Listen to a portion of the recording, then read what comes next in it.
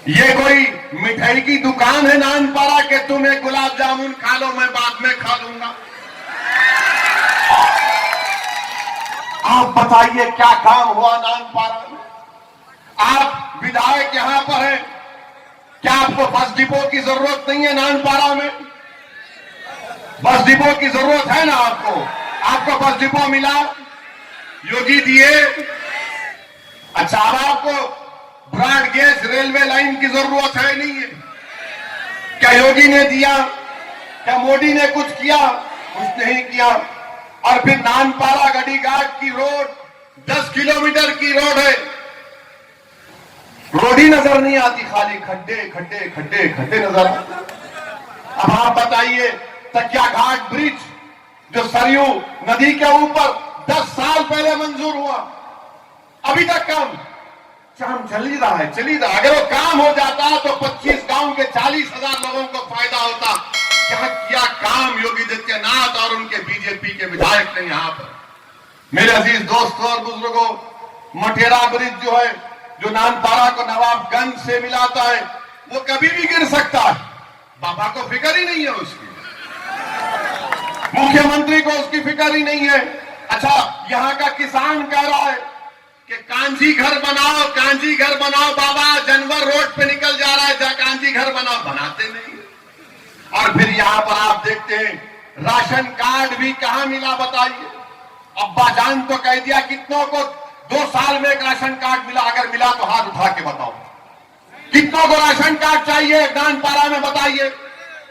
बाबा देखो, ये अब्बा जान के कितने राशन कार्ड की जरूरत है, राशन कार्ड नहीं दिया जाता। अच्छा, अस्पताल है, कम्युनिटी हेल्थ केयर सेंटर है, कितने बेड है? खाली 14 बेड है नानपारा में। विधायक क्या कर रहे हैं?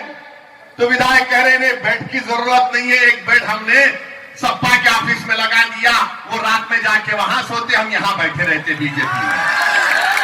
14 बेड सिर्फ इसलिए कम्युनिटी हेल्थ सेंटर में। अच्छा, यहां पर फिर आप जानते हैं असलम और नूर को, मैं जानता हूं असलम और नूर को, 14 महीने जेल में रखा गया उन असलम और नूर को। असलम चूड़ियां बेचते थे और नूर मच्छी बेचता था। बाबा की सरकार ने नेसे लगाया तो 14 महीने असलम और नूर को जेल में रहना पड़ा। आज वो असलम और नूर कसमपुरसी की आलम में अपनी जिंदगी को गुजार रहे हैं। ये आपके नानपारा के मसाइल हैं। मेरे अजीज दोस्तों और बुजुर्गों, मैं आपसे अपील करने आया हूं, आपसे गुजारिश करने आया हूं कि अब की बार आपको पूरे एतमाद के साथ और बेखौफ होकर मजलिस इत्तेहादुल मुस्लिमीन के उम्मीदवार के हक में अपने वोट का इस्तेमाल करना है। डरने और घबराने की जरूरत नहीं है। लोग बहुत से आएंगे, आज हमारा जलसा हो गया, आज हमारा भाषण हो गया, तो हमारे यहां जाने के बाद कल से ये जो कौम और मिल्लत के दलाल हैं, जिसको दल्ले कहते हो, आएंगे यहां पर। वो आकर बोलेंगे कि ओवैसी जज्बाती बात करता है, ओवैसी की बात पे नहीं आना, एक होकर वोट दोना। अरे एक होकर ही तो वोट दिए थे ना सपा को। यहां का एमपी कौन सी पार्टी का है? कौन सी पार्टी का है? बीजेपी का है ना।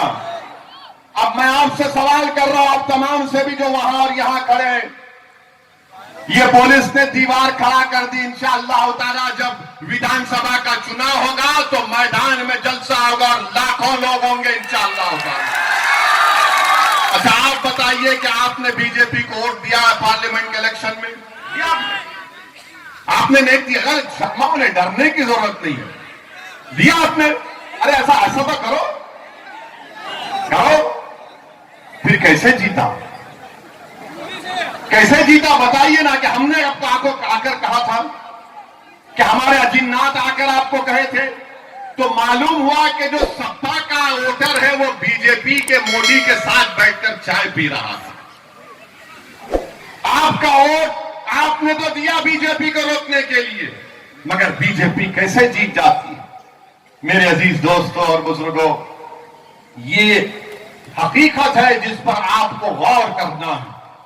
लोग बहुत से आएंगे और आकर कहेंगे कि असदुद्दीन ओवैसी जज्बाती तकरीर करता है, नौजवान उसकी तकरीर से खुश हो जाते हैं, मैं आपको बताना चाहता हूं कि मैं यहां पर अपनी अना की तस्कीन के लिए नहीं आया हूं, ना कभी आऊंगा। मैं यहां पर अपनी मकबूलियत के झंडे गाड़ने के लिए हरगिज नहीं आया हूं।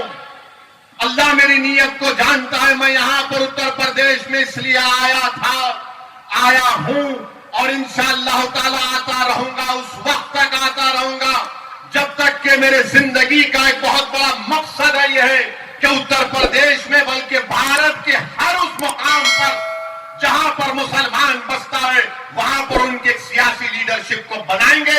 अल्लाह हमारी मदद करेगा, अल्लाह कामयाब करेगा। ये हमको करना है। आप नेता बन सकते और आप नेता बनेंगे इंशाअल्लाह ताला।